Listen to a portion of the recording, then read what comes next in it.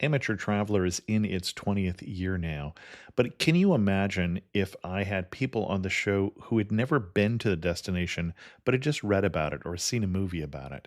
That wouldn't make any sense at all, and you wouldn't listen. We all know how important it is to receive advice from people who know a destination to get the most authentic local experience.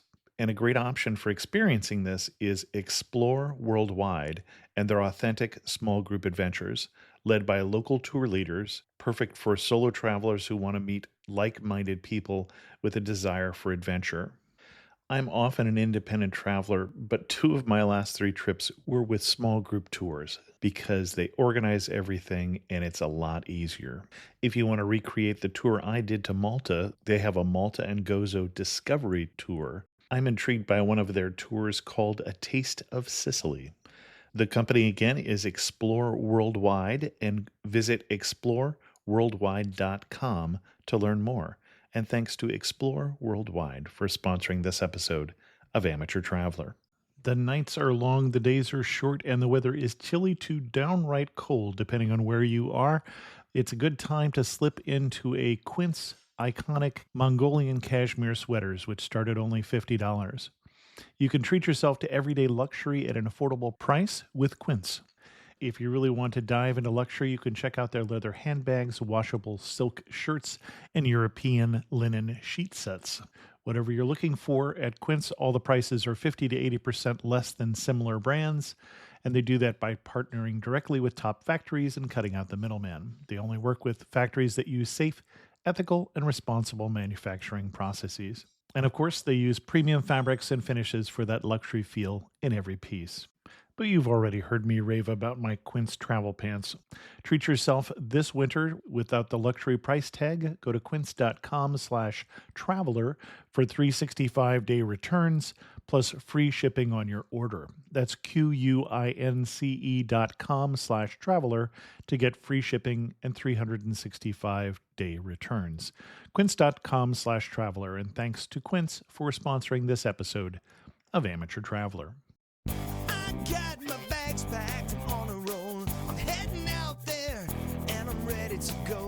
Looking real good in my passport photo. Oh, no. Amateur Traveler, episode 253. Today, the Amateur Traveler talks about ferries and fjords and the Arctic Circle as we cruise up the Norwegian coast with Hurtigruten. Got to sit in one more cafe. I know that I should be heading home, but maybe not today. Welcome to the Amateur Traveler. I'm your host, Chris Christensen. But before we get into this week's interview, I do have one news story for you. Don't you hate it when you go to a hotel and you put the Do Not Disturb sign on the door, and yet the maid knocks on the door anyway to figure out if you're done? There was a reason I put the Do Not Disturb sign on the door. If that's something that you hate, you may be interested in staying in a hotel in London near Hyde Park called the Hyde Park Towers that really obeys the Do Not Disturb sign. Unfortunately, they had a guest who was doing a 5-month stay, put up the Do Not Disturb sign, and then for some reason starved to death inside his hotel room. Strange story. I swear it's true. There's a link to it in the show notes at amateurtraveler.com. I'd like to welcome to the show Jeremy, who's coming to us from Palm Beach Gardens, Florida, but has come to talk to us about a very special cruise in Norway. Jeremy, welcome to the show. Thanks for having me on, Chris. And you went on a cruise, and my mother-in-law did this a number of years ago, and it's one of the things that I'd really like to do, and I'm going to try and say the name of it. You went on a Hurtigruten cruise. Yes, that's correct. And I wasn't really mumbling. I was really trying to say the name of the of the cruise line. This is a Norwegian cruise line. What's so special about this cruise? Let me preface this by saying that the only other cruise experience that I had before taking this trip in March with my wife was she and her family and I went on a Holland America cruise out of Vancouver through the Inside Passage of Alaska last summer. So I personally don't have much to compare a Hurtigruten cruise to, but based on that experience and based on what the conversations I've had with other people about cruises that they've taken, Hurtigruten's a little bit unique. I think part of what makes it different from your typical cruise experience is that Hurtigruten ships aren't just cruise ships. I think you have to kind of understand a little bit of history of the company. If you can picture Norway on a map, It's a very long, very skinny country, and it gets very skinny once you get north of Trondheim. And back in the late 19th century, there was a sea captain by the name of Richard With who started this service called the Hurtigruten, which literally translates to the fast route. And it was called the fast route because it was the quickest and most reliable way to get to northern Norway. And what the company did was it took mail, cargo, passengers back and forth between the northern and southern parts of the country. And today, it still serves a lot of those same functions. When you take a Hurtigruten cruise, it's not uncommon to see local passengers get on at one stop, they'll load their car onto the ship, and then they'll go up 3 or 4 stops and get off again. So it's a very different experience, I think, than what you get with a normal cruise ship because it serves all these different functions. The stops on a Hurtigruten ship are shorter than I think what you get on a regular cruise ship. The longest we were in any one place on this trip was we spent 6 hours in Trondheim. I think typically for a long stop, it was 3 or 4 hours. And you compare that to what we got when we were in Alaska, and I think the shortest we were in any one place was 8 hours. So I think the thing about it is when you just take a straight 7 day northbound cruise or you take the 12-day round trip that they offer, it gives you kind of a flavor of all the major stops, but you're not necessarily there long enough to really kind of drink it in like you would with other places. There is an advantage to the way it's set up, though, because Hurtigruten actually offers cruise packages where you can get on, take it up a few stops, and then get off, and then you can just stay as long as you want. So you can kind of set up your own vacation, so to speak. We've actually talked about if we ever go back again, we'd like to start in Trondheim and go up to this island chain called the Lofoten Islands, north of the Arctic Circle, and just spend a few days there. So I think that that really distinguishes it. And also the feel of the ship is very different. When we took the Holland America cruise, you can certainly sit outside and just watch the scenery go by, but there's also a ton of other things to do on the ship. There's a casino, they have shows, they have 4 or 5 different bars, there's a pool. There's just a ton of other things going on in the ship. With a Hurtigruten ship, the focus really is on nature as the entertainment. The ship that we were on is one of the newer ships in their fleet, and it's got this huge panoramic deck on the top, and you can just sit there and just watch the scenery go by. So I think all those things really make it a very different experience from what you might get on a typical cruise ship. You mentioned another difference, and I know when I try to talk to my wife about going on a cruise to Alaska, it's tough for her because for her, cruise is warm weather, sandy beaches. Mhm. This is not that cruise. No, and we actually went in March, so it's still very much winter there. Like you said, we're from Florida, and our travel philosophy is that we live in a place where it's considered a cold day if the high temperature it doesn't break 75 degrees. So we kind of go places that are the exact opposite of that. And like you said, it is a little bit of a cold weather climate. I don't think it actually gets quite as cold as you might expect, though, because the Gulf Stream goes pretty far north. So it does moderate the climate a little bit. But you are going to be going north of the Arctic Circle. So we actually had to, again, because we live in Florida, we're used to warm weather. We actually had to go out and buy new cold weather clothing just for this particular trip. You have a picture that you sent me Yes. where the clothing was not going to be sufficient to keep you warm, and I'm suspecting that this picture is from the moment that you crossed the Arctic Circle. Well, it was actually a couple hours after. They make crossing the Arctic Circle a very big deal on the ship, and it was one of the things that I was most excited about was to be able to say that I crossed the Arctic Circle. So leading up to that point, they have a competition on the ship where they ask you to guess as close to the second as possible what point the ship is going to cross the Arctic Circle. And I tell you it's going to be sometime between 6:30 and 8 o'clock in the morning. And I don't remember what the prizes were, but I do remember that they gave something away if you came the closest to guessing it. So like I said, this was one of the things that I was really excited about. So my wife, Jenny, and I made sure that we got up early enough in the morning to stand out on deck. And the actual point where you cross, there's a small island that has a globe on it. I think it's made out of steel. I don't know what exactly it's made out of, but there's a small globe, and that's the marker for crossing the Arctic Circle. Not necessarily anything too impressive, but again, kind of neat to say that you're crossing into the Arctic at that point. A couple hours later, they go around to all the cabins on the ship and they give you a certificate to say that you've crossed the Arctic Circle. And then I think it was about 10:15, they have a ceremony on the top of the deck. And this is what you were referring to with the picture. What they do is they have a guy come out dressed as King Neptune.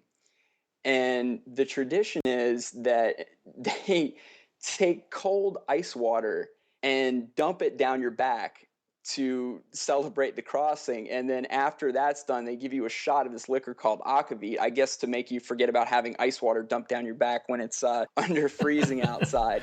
And you take the shot, and then after I was done with that, I immediately ran back downstairs to the cabin and changed to some drier clothes because it was definitely freezing at that point.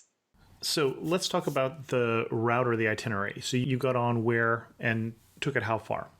Well, they offer a few different options. We took the 7-day northbound cruise from Bergen in the southern part of the country to Kirkenes, which is all the way on the Russian border.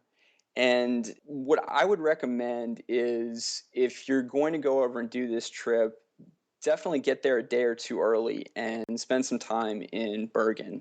We'd actually been to Norway 2 years before in the summer to take a bus tour, and Bergen was the one place on the trip that we had been before, but we really didn't stay very long to see much beyond the Briggen Wharf area downtown, which I think is what Norway is most famous for. It's the Hanseatic Wharf area where the German traders were active, I think, for centuries. And today it's actually a UNESCO World Heritage Site. I know you did a show on UNESCO World Heritage Sites a few months back, so this would be a good one to check off. But beyond the wharf area, there are a lot of other neat things to do in the city. There's a funicular that takes you up to the top of one of the 7 mountains overlooking the city, and you really get a great view of the city below. Also, one of the things that we didn't get to do the first time we were there that we really wanted to do the second time around was visit the Bergen Aquarium. As you might expect, they have a lot of native species from the waters there in Norway, but there are also a couple things there that you wouldn't expect. They have penguins outside, which a lot of the kids there really liked. And the thing that was interesting to us, too, was inside, they have a huge collection of alligators and crocodiles.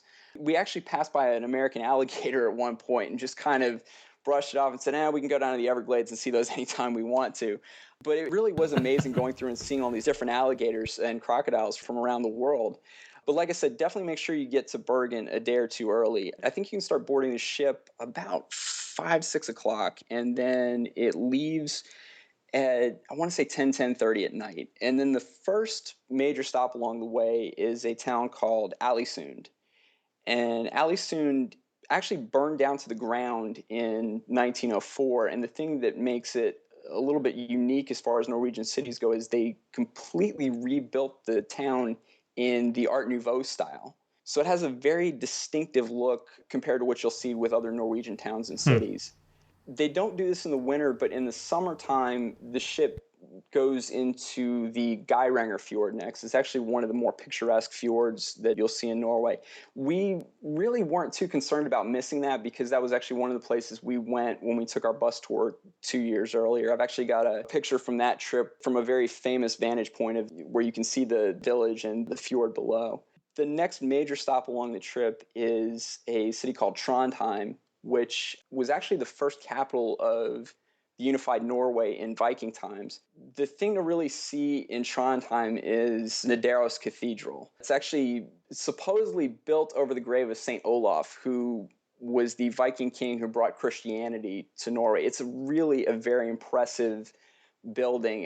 There's some very elaborate work on the outside of the building. Kind of some gruesome statues, actually. I think of some of the religious figures out there where there's one that really sticks out in my mind where there's one guy who's headless and he's holding 3 heads in a basket. It's a little bit grotesque, but it's an incredibly impressive building. We took a tour there and then had enough time where we actually went back so I could get a few more pictures of the building.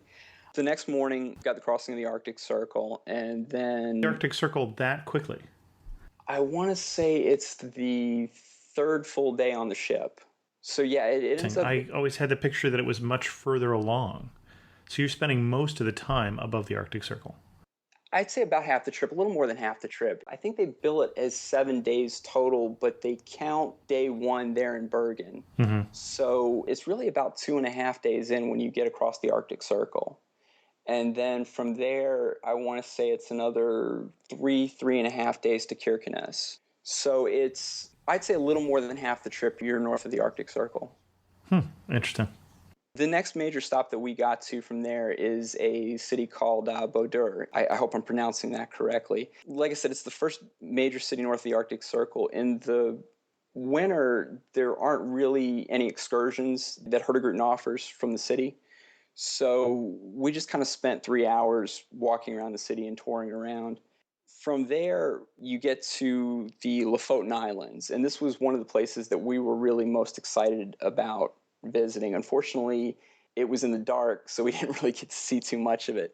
One of the things that we did in Lofoten Islands that was a little bit touristy, but I thought was kind of fun, was they have a Viking museum there on one of the islands, and they take you there, and they have, I guess you could say, reenactors dressed up, and they bring you in, they put these cloaks around you, and you sit down and you have a full-fledged Viking feast where they serve you lamb stew and give you mead.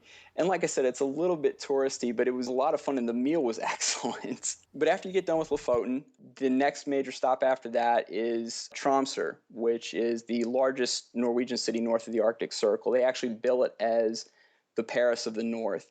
And the really famous part about Tromsø is the Arctic Cathedral there. It's a very modern looking building that's meant to kind of evoke the Northern Lights. When you say invoke the Northern Lights, how does a building invoke the Northern Lights? It's the way that the architecture's set up. I don't really have any pictures of it close up that I Okay. could send you. I think if you saw it, I think you'd kind of get a pretty good idea of. Okay. I think I'm sure we could find a picture. Yeah. The last day of the trip, the highlight really is the North Cape. You get to this port called Honningsvåg, and from there you take a 45-minute bus ride to the North Cape, which was one of the highlights of the trip for me because it's the northernmost point in Europe. So I was able to go back and tell my friends afterward that I went as far north in Europe as you could possibly go. And there really isn't that much there. It's actually just a cliff and sea. From there you've got another globe that marks the point, and there's a visitor center there. But again, I think it's just to be able to say that you got as far north in Europe as you could possibly get. And then from there, it's just on to Kirkenes. That's the end of the line on the Russian border, and we hopped the flight back to Oslo from there. What surprised you about the trip? I think part of what surprised me about our particular trip was our whole purpose for going when we did was we went with the idea that we wanted to see the Northern Lights. And I was a little bit surprised by the weather. I was hoping that we were going to have more clear skies than we did. But most of the trip, it was, I guess I shouldn't have been surprised by this, but most of the trip, it was cloudy and snowing. And from what I heard, that was actually not typical. We actually did finally get to see the Northern Lights on the very last day of the trip, very faintly. But it kind of took us a little bit by surprise. We had that many cloudy days on the trip. You're on the mailboat, basically. You're having a chance for locals to come on and off. Did you get a chance to interact with some of the locals, and was there anyone who was most memorable from the Norwegians you met? Not quite as much. I think that we did talk to people a little bit. I think the thing that was actually most interesting to me was some of the tourists that we met along the way. It's a very interesting mix. A lot of the tourists that you get there are German, actually. So when they do the announcements on the ship, every single announcement is made in 3 different languages: Norwegian, English, and German. So it was very interesting getting their perspectives on things. One of the, not on the ship, but actually 2 people who we met when we were in Boulder, we stopped in this shop, and my wife saw this wood sculpture that we really liked, so we decided to buy it. And we got up to the counter and realized that the 2 women up there didn't speak English. And we only spoke a couple of phrases of Norwegian. So we were sitting there kind of trying to communicate back and forth with each other through sign language and through the little bit of each other's language that we knew. So that was something that I felt bad afterwards that I didn't know more of the language. But the thing that impressed me was they were just so unfailingly nice the whole time and worked with us, and we were just trying to communicate with each other as best we could. Again, I wish I knew a little bit more of the language to get by, but that was something that really stuck out for me. What's one warning you would give about doing this trip? I'll give you two or three actually, which Okay. might be a little bit overboard, but one of the things that We should preface by saying you had a great time.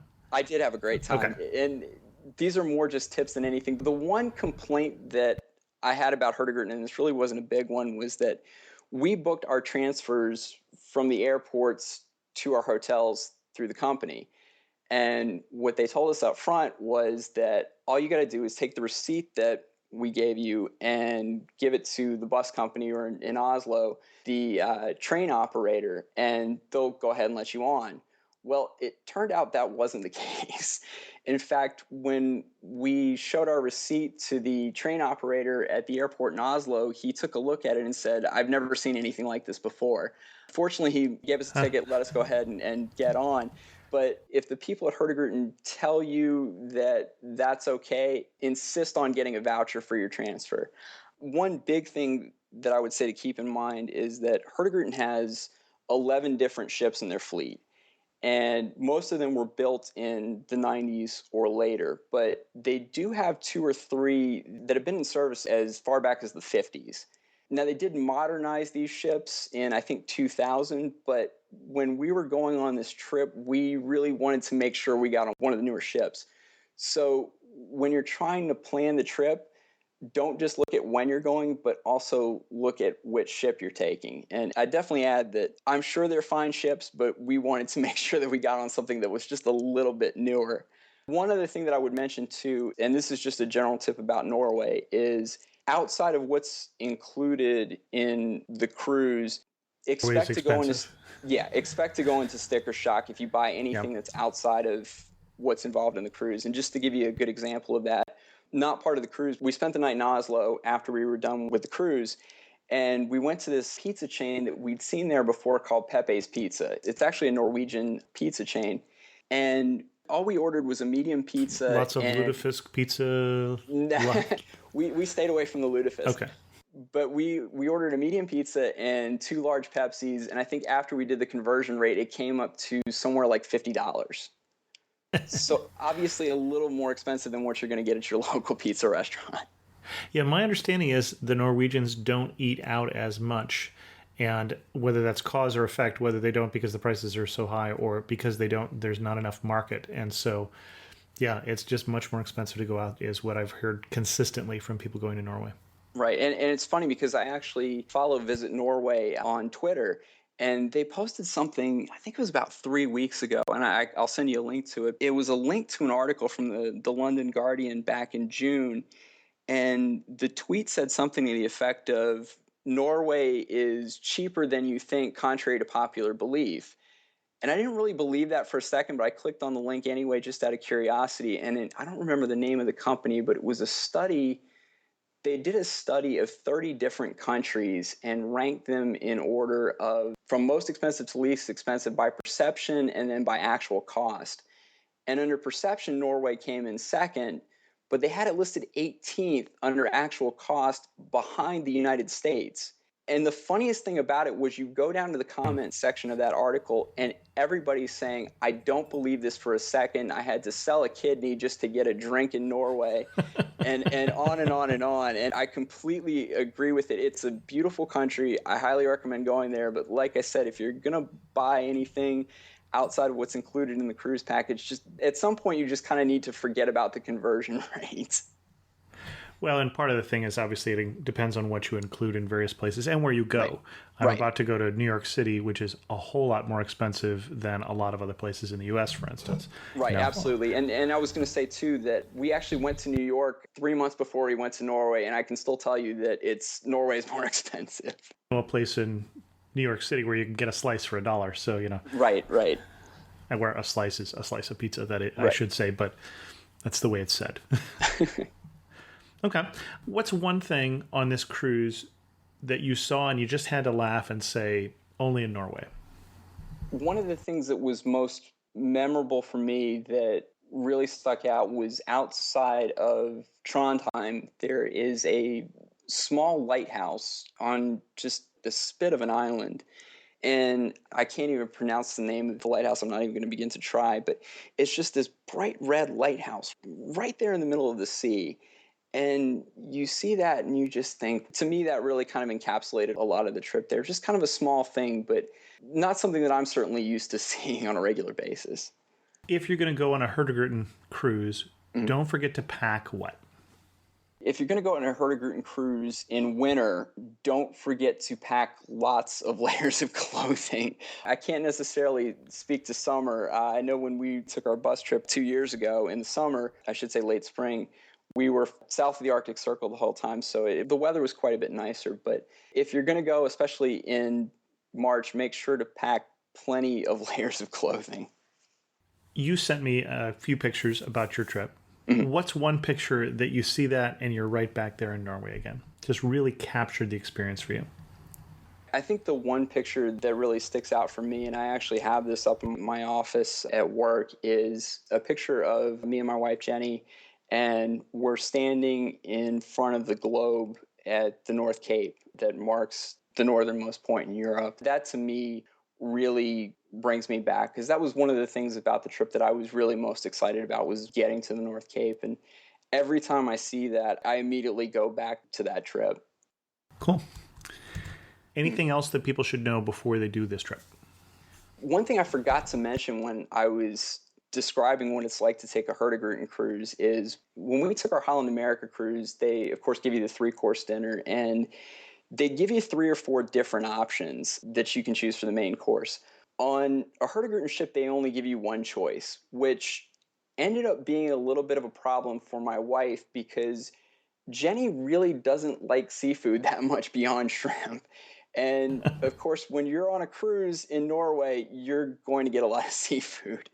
So fortunately, they're very accommodating. You can go up to the front desk, and she told them that she doesn't really like fish that much, and is there any way they could give her an alternative? So what they ended up doing was, I think they gave her chicken or beef, whatever it was going to be for the next night's dinner. But we came to sit down the next night when they were serving fish for the main course.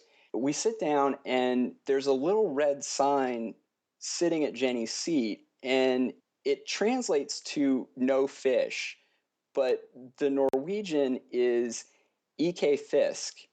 And Jenny immediately pointed to it and started laughing, and just looked at me and said, "Look, it says icky fish, icky fish."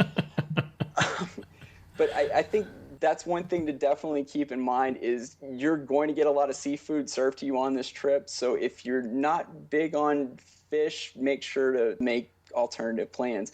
And I will say, too, so you're saying your choice at dinner is how do you want your herring? More or less. They do have other options. I think one night they served reindeer, which was also something that my wife wasn't too big on. They do have a cafe on the ship that serves sandwiches and other things that you can get too. So if you don't like the dinner options, you can go there. Now, the meals in the dining room are included in the cruise price, which you get at the cafe. You've got to pay for out of pocket. But again, if you're not too happy with what they're serving for dinner, you can always go over there and buy something else. Okay. As we go to wind this down, finish this sentence for me. You really know you're on a Hurtigruten cruise when what? I would say when your ship pulls into a small fishing village, you're only there for 10, 15 minutes, but you can see the brightly colored houses in the village, and they're set against a backdrop of snow-covered mountains while the fishing boats are pulling out for the day to get their daily catch.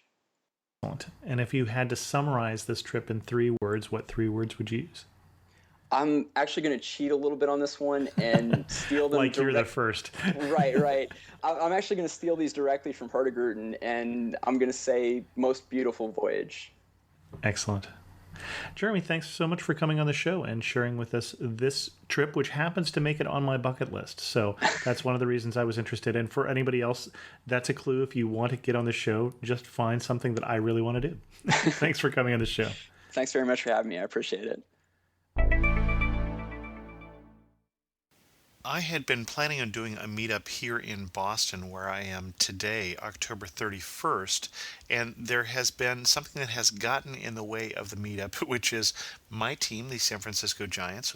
Not that I'm actually on the team, you understand, but I'm a big fan and have been even through the losing years, is in the World Series. And so that is probably going to preempt the meetup, and we'll do that next time I'm in town.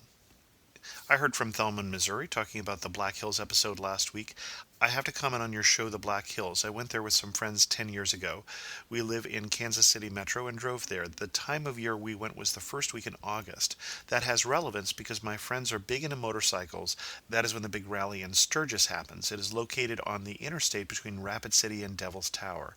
The way we went on the trip was up to South Dakota and then across. The funniest story I have was when we were driving up there. It was a Sunday morning and we were somewhere in South Dakota. I passed this RV. I see two kids with their faces glued to the windows, so surprised to see so many motorcycles. And then I saw the parents. Mom had a disgusted look on her face, and Dad had the look of, why didn't I know this was going on? It was quite humorous. So I want to put out a caution note. If you plan to go and you don't mind about 100,000 more people in bikes, then go, and you have 6 months to get your reservations made, then do it. If not, go before or after. The one neat thing about the Sturgis Week is while going across South Dakota, there are not very many towns, and a motorcycle needs to fuel up every 100 miles. So out in the middle of nowhere, you will find a gas station with about 100 bikes at it. Also, he didn't talk about the Needles Highway. That's a windy road that traverses the middle of the Black Hills. Very pretty. Thanks so much, Thelma.